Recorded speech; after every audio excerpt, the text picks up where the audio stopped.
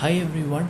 Now we are going to do a problem based on Norton's theorem. Okay. So the way of asking the question will be exactly the same like Thevenin's theorem, right? Sometimes they'll give you a circuit and they'll ask you to find the Norton's equivalent, or they'll give you a circuit and then they'll ask you to find the voltage or current across an element using Norton's theorem. All right. So basically the way of asking is the same. Right now the only the procedure is different. So if you want to find the Norton's equivalent, what you do is that you short the two ends of the load points. You connect or join these two terminals, and the current that goes through these terminals, the current that flows from A to B, is what you call as the Norton's current, and that is IN, and that is your current source, your Norton's current source. So that is the first thing we need to do. We are going to find the Norton's current from here. The procedure of finding the Norton's impedance is exactly the same like finding the Thevenin's impedance. There is no difference in that. Okay. So let's find the Norton's current.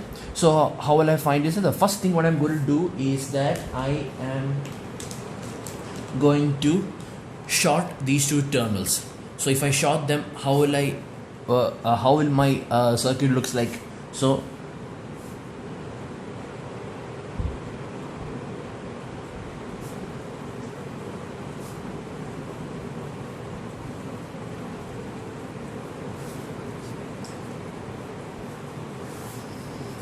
this is my circuit.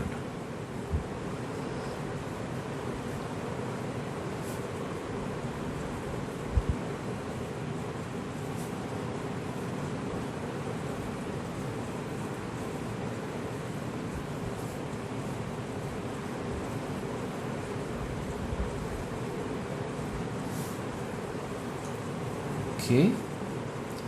And then what I do is that I simply short them both.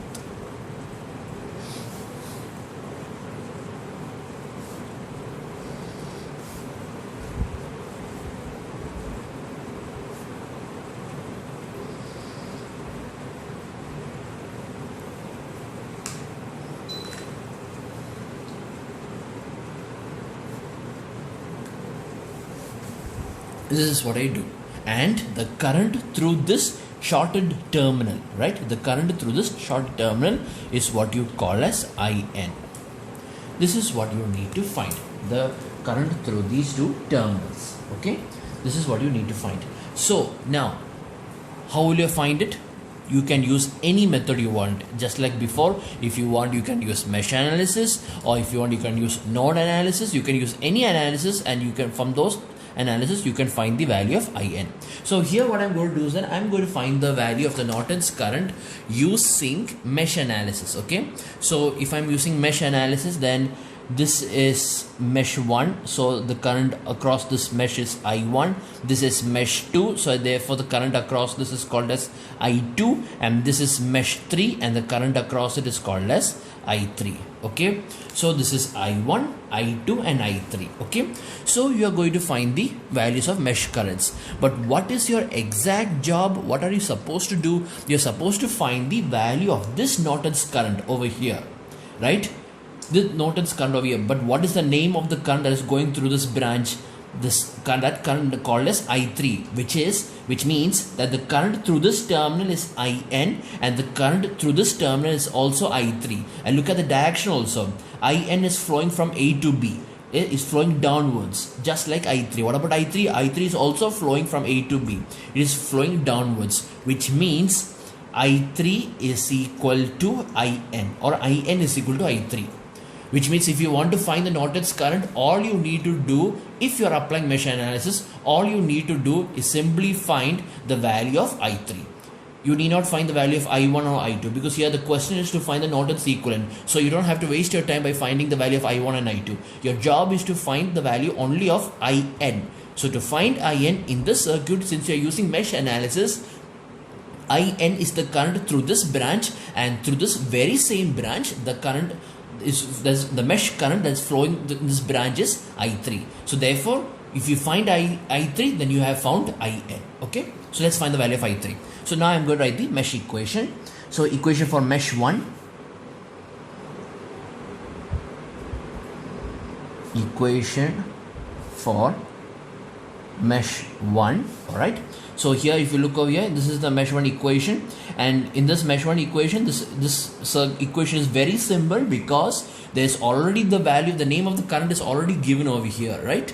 That is, this same current I1 is flowing in this branch, and according to your circuit, the current through this branch is called as 4 angle 45 degree amperes. With the other words, the equation for mesh 1 is I1 is equal to 4 angle 45 degree amperes. This is the first equation. Okay.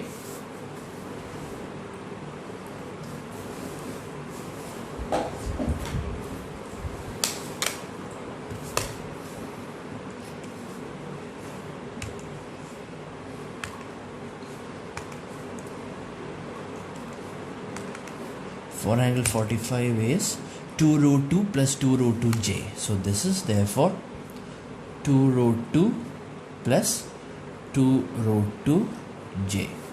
This is the value of I1. Okay. So this is the equation for mesh 1. Now I'm going to find the equation for mesh 2. So the equation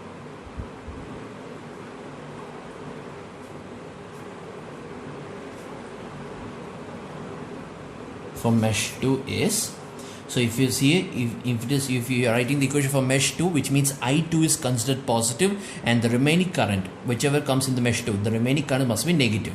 So here I1 is touching these two elements, right? So it is minus I1 into, we have 3 plus 4j, right? So this is 3 plus 4j, and now I'm going to write the equation of, or the coefficient of I2, and I2 is touching this 3, this 10 and this 4j. So that makes around 3 plus 10, 13. So it be 13 plus 4j, right? So this is 13 plus 4j. Okay. And what about I3? I3 is touching only this element over here, right? It's called as 10 ohm resistor. So which is, it is minus I3 into 10. There you go. Right, I have touched all the elements, right, in terms of I1 and I2 and I3, and this is equal to, is there any voltage source over here? Yes, there is a voltage source over here. And what about this voltage source? Is it, you can see that this I2 current is actually flowing into the positive terminal of this voltage source. That means this 25 angle 90, it's not the positive terminal of this voltage. So the positive terminal of this 25 angle 90 degree is not generating current, it is actually opposing the current. Therefore it is minus 25 angle 90 degree.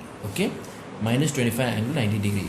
Like I said, 25 angle 90 is nothing but 25j. Okay, so therefore it is minus I1 into 3 plus 4j plus I2 into 13 plus 4j minus I3 into 10 is equal to minus 25j. Okay. If you want, you can your job is to find the value of I3. If you want, you can find the I3 by substituting the value of I1 over here, and so you will get a two variable equation, right? And then with the help of the mesh 3 equation, you can solve for the value of I3. That's one way of finding the value. Okay. The other way of finding the value, well, I have to decide on that. Let's see. Equation for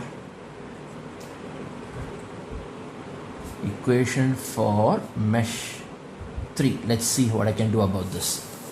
You don't have to follow the same method what I'm doing. Okay, what you can do is that you can solve this method using another method if you want. There's no problem in that. Just see to it that your final answer is correct. Okay, so equation for mesh 3. What is the equation for mesh 3?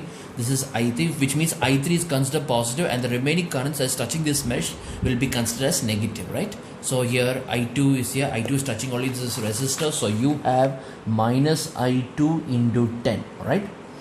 Plus I3 into, and what about I3 is touching this 10? Yeah, only this 10. I3 is having nothing but only this 10 over here, right? So it is 10. I3 into 10 is equal to, and what about this voltage source? This is the voltage source, and this I3 is going in this direction, right? And it is in this branch, it is going upwards. Or in other words, this voltage source or this positive terminal of this voltage source is generating current, right? which is what it's supposed to do. It's supposed to generate current, and it is exactly doing that. It is generating the current I3. So therefore it is plus 25 angle 90, plus 25 angle 90, or plus 25J. This is the circuit. This is the equation. Sorry. Okay. So what do you think is the best method? Should I substitute the value of I1 over here, or should I use the matrix method? You can use any method you want. There's no wrong in that. What I'm going to do is that I think I'll substitute this equation over here. The reason is because if you look over here, it is I3 into 10. If you look over here also it is I3 into 10. You see, so what I can do is that if I substitute the value of I1 over here, then what I need to do is I simply, after substituting the value of I1, I can add this equation with this equation. So what will happen is that the value of this I3 into 10 will get cancel each other, right? So you'll be left with I2. From there you can find the value of I3. So I will do that method. Okay, so I will substitute equation 1 in equation 2. For those of you who wants to do this method by doing matrix method, I'll try to explain that also over here. Okay, so equation 1 in equation 2. Okay, substituting equation 1 in equation 2. So what do you get? You will get 2 root 2 plus 2 root 2j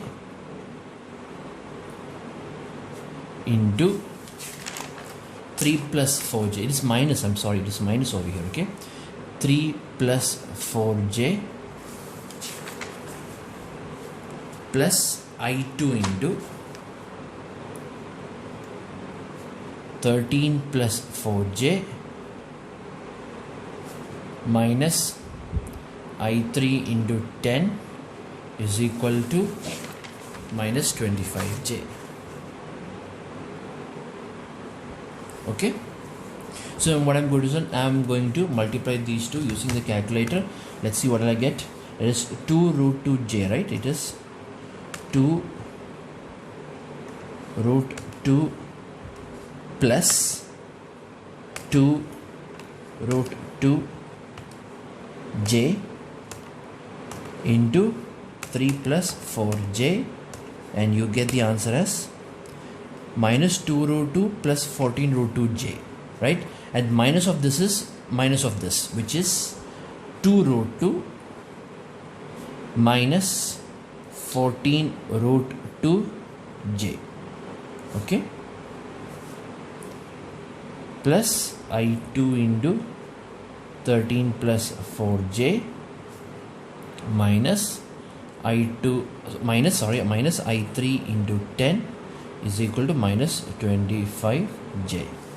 Okay, now what I'm going to do is that I2 into 13 plus 4j minus I3 into 10 is equal to minus 25j minus 2 root 2 plus 14 root 2j.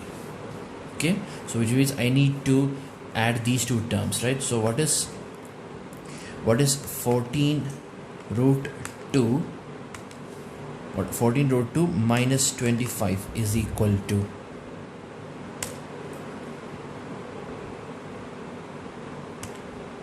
minus 5.201.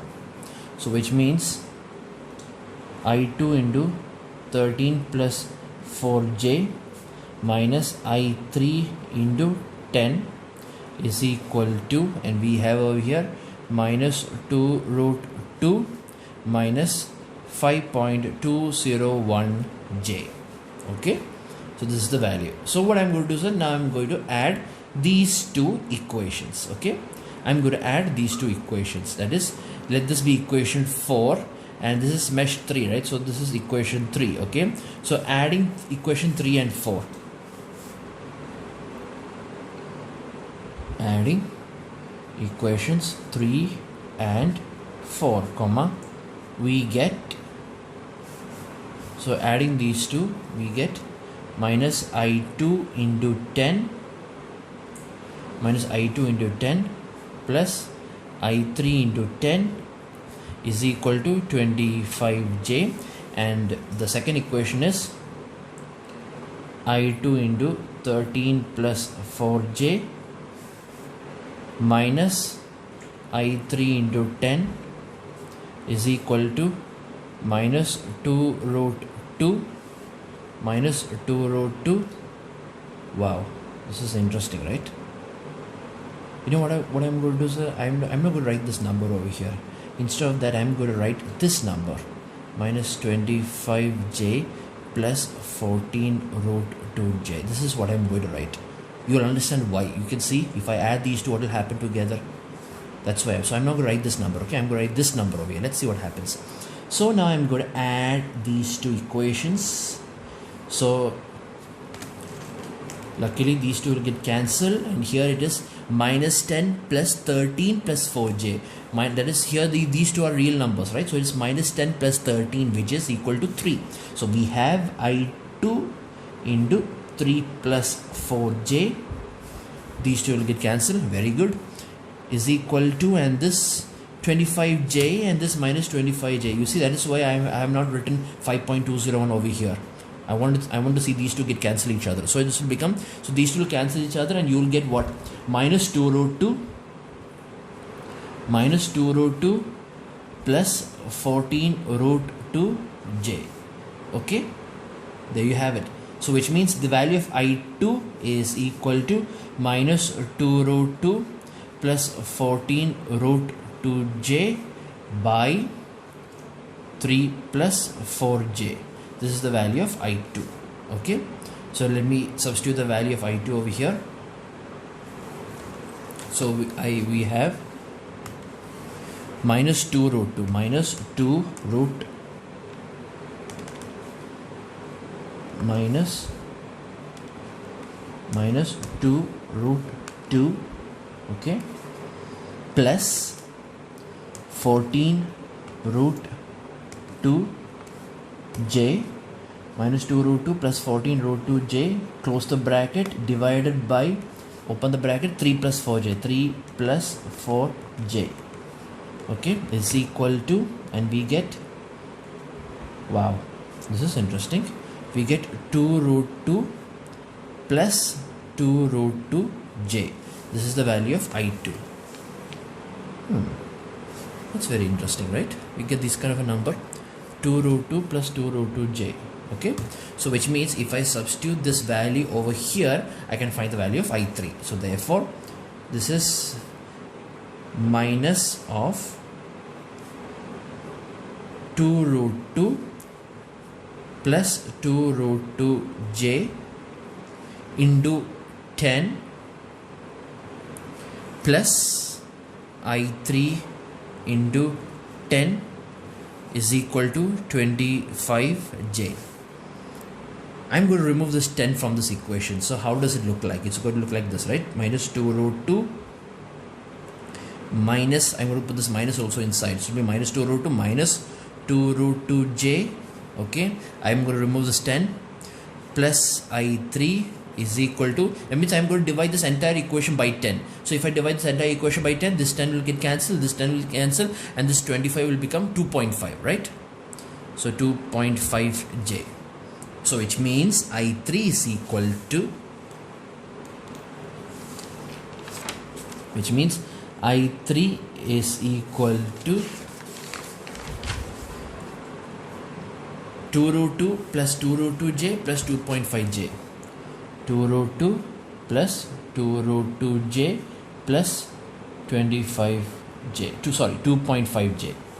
2.5J. So you get the answer as, I just need to add these two stuff, right?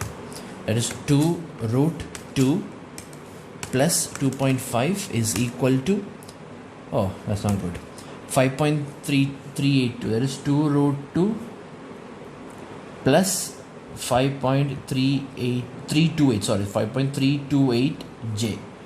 Maybe I'll just change this 2 root 2 and write a decimal number. What is 2 root 2 over here? 2 root 2 is 2.828. So it is 2.828 plus 5.328J. Okay, this is the value of I3. This is the value of I3, or in other words, IN is equal to 2.828 plus 5.328J. Okay, let's see what is it. 2.828 plus 5.328J is equal to this option. I'm going to convert it to its polar form, and you get is 6.032. 6.032 angle 62.041. 62.041 degrees. 62.041 degrees amperes. Right? This is the value of Norton's current. Okay. This is one method of finding Norton's current. That is what I did over here basically, is that I applied this technique. That is, I substitute the value of I1 over here. Okay, and then I substitute the value as using this equation. I added this equation, and then after adding these two equations, I found the value of I2, and then I substitute the value of I2 over here, and then I found the value of I3. Okay, this is basically the step what I did. So now for those of you, okay, this is not necessary. For those of you, if you want, you can write in a notebook. That's your choice. For those of you who are interested to do the same problem using matrix method, okay, how do you do using matrix method? Very simple. If you want to do matrix method, okay, let me write that over here. Okay, second method.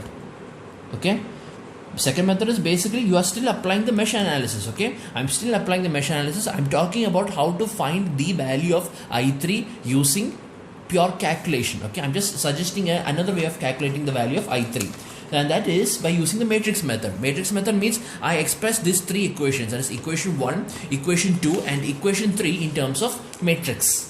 I'm going to express these three equations in terms of matrix. So how does it look like? Let me see. What is the first equation? The first equation, what is the coefficient of I1? The coefficient of I1 is 1. What is the coefficient of I2 in the first equation? 0. Because since there is no I2, so it is 0 into I2, right? So therefore the coefficient of I2 is 0. What about the coefficient of I3? The coefficient of I3 is also 0. Okay, that is the first equation. What about the second equation? The coefficient of I1 is minus 3 plus 4j. So it is minus 3 plus 4j. Minus 3 plus 4j. What is the coefficient of I2? It is 13 plus 4j. So I write over here 13 plus 4j. What is the coefficient of I3? It is minus 10. I'm supposed to bracket over here. Right. Okay. This is minus 10. Okay. This is the second equation. Now, what about the third equation? In the third equation, what is the coefficient of I1? There is no I1 over here, so therefore the coefficient of I1 is 0. What about the coefficient of I2 is minus 10, and the coefficient of I3 is plus 10. So it is minus 10 and plus 10. Okay. And the value here, the variables are I1, I2 and I3. Okay, is equal to, and what are the various constants? That is, here in this case it is, the first case it is 2 root 2 plus 2 root 2j, right? It's 2 root 2 plus 2 root 2j. 2 root 2 plus 2 root 2j. In the second equation, the constant is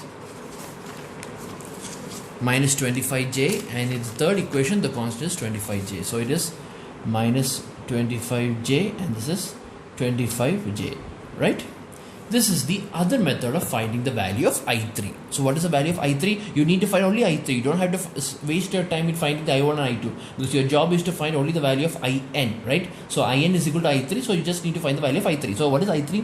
I3 is equal to, applying the determinant of the first matrix, here I replace the third column with this constant, right? The rest of them will remain the same. So I have 1, I have minus of 3 plus 4j over here, and I have 0. The second column I have the 0, 13 plus 4j and minus 10, and the third column I'm going to write this, that is 2 root 2 plus 2 root 2j, and here it will be minus 25j, and here it is 25j. Okay, the whole divided by, and the determinant of the coefficient matrix. 1 minus 3 plus 4j, 0, 0, 13 plus 4j minus 10. This is 0 minus 10 plus 10. Okay, then I'm going to simply find the answer of this. So from here directly I can find the value of phi 3. See, I'm supposed to get this answer. Let me see. So here it is 1 into, right? 1 into, okay, this is 13 plus 4j into 25j, okay, and here you have minus or minus will get cancelled, so you have another minus, which is minus 250j. All right, that is the first term, and you don't have to look at the second term because it is multiplied by 0, so whatever you will get 0 for the second term. The third term will be plus 2 root 2 plus 2 root 2j into, and you have this value, right? Minus or minus will cancel each other, so you have 30 plus 40j, 30 plus 40j, right? 30 plus 4j, and this is minus into 0 into this, which is 0 itself. So this is the numerator, and their denominator will be, oh very good, denominator is very simple. Denominator is 1 into you have 130 plus 40j, 130 plus 40j, and here you have minus or minus will cancel, so you have another minus, so you have minus 100. This is the denominator. Okay, so simply now you can, all you need to simply find the value of these two, right? So how do I find this? First I will find the value of this term, and this is 13 plus 4j, 13 plus 4j into 25j minus 250j, and you will get is minus 100 plus 75j. So that is the first term. This is into 1, right? So it is minus 100 plus 75j, plus 75j, okay, plus, now I'm going to find the second term. Second term is 2 root 2 plus 2 root 2j, 2 root 2j into 30 plus 40j, 30 plus 40j, and you will get is minus 20 root 2 minus 20 root 2 plus 197.99. I can just say it 198, right? Why should I write 197 again? 198j, okay, minus 20 root 2 plus 198j, okay, plus 198j, or what the hell, 197.990j, just for my own satisfaction. 197.990j, okay, by what over here it is 130 minus 100 is 30, right?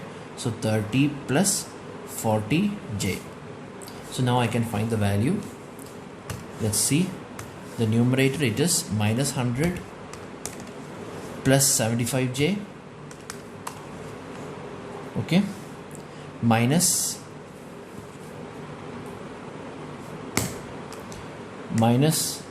20 root 2 plus 197.99j, 197.99j, okay, close the bracket. Let's see, this is the first, this is the numerator, right? Minus 100 plus 75j minus 20 root 2 plus 197.99j. Hope I'm writing is correct. Divided by, where are you? Yeah, there you are. Divided by 30 plus 40j. 30 plus 40j. Adding these two, oh thank goodness, you got the same answer. 2.828 plus 5.328j. Okay, same answer as this, same answer as I3. Okay, same answer you got for I3 over here. So whichever method you want, you can apply, right? You can apply this method or you can apply this method. So usually every students while doing the exam, the first method that always come will be this method, because this method you have been applying since when you were studying school, right? Substituting the equation of one variable into the equation of into the variable of another equation, right? So that is a step you are usually using. If you want, so this is just for those of you who likes to do using matrix method, because this is completely a straightforward method. Okay, and anyway, whichever method you choose, the probability of making mistakes is the same, right? So whichever method you use, learn to write it with precision, learn to write it with complete focus. Okay, so this is the value of I3. So therefore I found the value of IN, which is this value, right? I3 is equal to IN. So this is the value of IN. So this is the value of IN in polar form. So now I found the Norton's current. Now next thing we are going to find is the Norton's impedance, right? So to find the Norton's impedance, it's exactly the same like finding the Thevenin's impedance, which is if you see any current source, you open it, and if you see any voltage source, you short it, and then you find the impedance between A and B. So therefore the circuit for finding the Norton's impedance is, or let me write that, to find Zn. Okay, to find Zn, this is open, right? So if this is open, then I don't have to draw this branch, because there is no current through this branch, so there is no need of drawing this branch. So the circuit starts from here. So that means it has an inductor,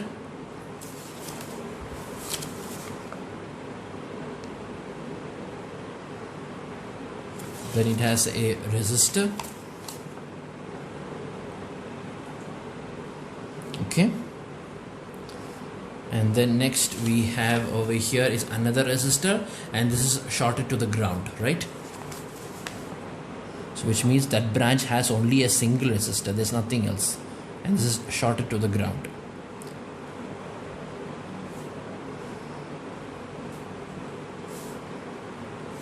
There's no other element over here, right? There's no other element, that's it.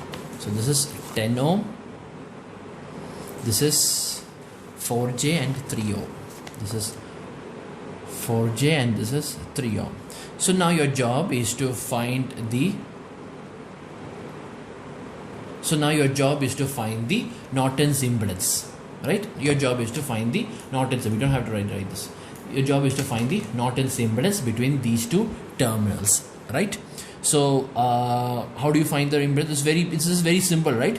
First I will do is I'll just join these two. This is nothing but 3 plus 4j, and this 3 plus 4j is actually in parallel to this 10 ohm resistor, right? So therefore, in other words, Zn is equal to, since this 10 ohm is in parallel to this 3 plus 4j, I'm going to write this as Z1 into Z2 by Z1 plus Z2. That is, Z1 is 3 plus 4j into Z2 is 10 by Z1 plus Z2, Z1 plus Z2, which is basically 30 plus 40j by 13 plus 4j. This is the value of Zn.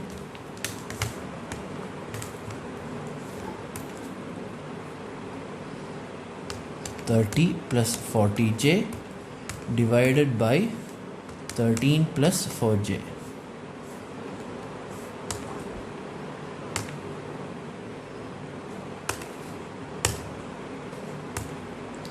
We have 2.973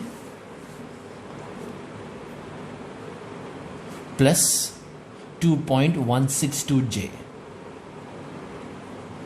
This is the value of Z2. Let me write it in terms of its polar form, just to see if my answer is correct or not. So this option, polar form, and we have is, my god, so we have is 3.676 angle 36.027 degrees ohms. 3.676 angle 36.027. Yeah, it's correct. So which means the Norton's equivalent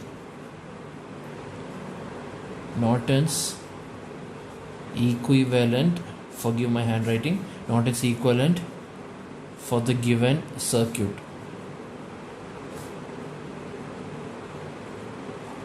it is in this form, right? That is, we draw a current source upwards, okay, and the value of the current is 3.676.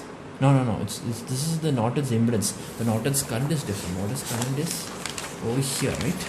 Yeah, this one, 6.032 angle 62.041 degrees. 62.041 degrees. This is the value of IN, and this is Norton's theorem is a current source is in parallel to the Norton's impedance, right? This is Norton's impedance, and its value is Zn is equal to this one, 3.676 angle 36.027 degrees amperes. Okay, this is the value of Norton's impedance. So this is basically called as the Norton's equivalent of this circuit, okay, of this circuit.